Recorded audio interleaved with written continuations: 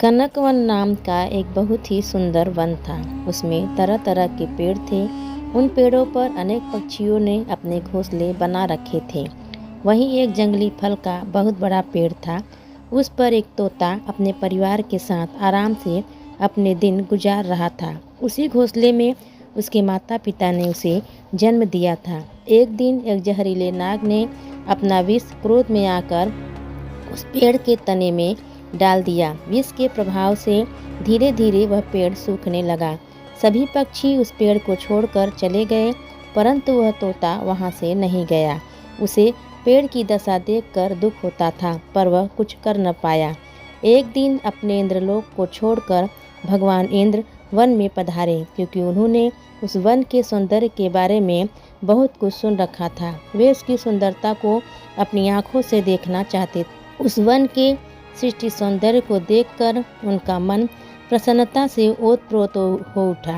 जब way one में घूम रहे थे, तब उन्होंने एक सूखा पेड़ देखा जिस पर एक दुखी तोता बैठा हुआ था। भगवान इंद्र उस तोते के पास गए और उससे पूछा कि वह वहाँ उस सूखे वृक्ष पर उदास क्यों बैठा है। वह हरे भरे पेड़ों पर जाकर क्यों नहीं अपना घोंसला बनाता। तोते ने कहा, यह पेड़ भी किसी समय हरा भरा था और इसने मुझे सुख और छाया दी थी। अब जब वह दीन दशा में है तो किस प्रकार उसे छोड़कर चला जाऊं। यह तो मेरी मातृभूमि है और मैं इससे बहुत प्रेम करता हूँ।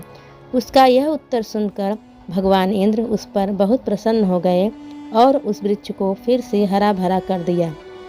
यह देखकर तोता बहुत प्रसन्न हो गया। भगवान उसी समय वहाँ से अदृश्य हो गए। दोस्तों, इस कहानी से हमें यह शिक्षा मिलती है कि किसी के उपकार को कभी भूलना नहीं चाहिए। संकट में उसकी मदद करनी चाहिए। दोस्तों, वीडियो अच्छा लगे तो चैनल को लाइक करें, सब्सक्राइब करें। धन्यवाद।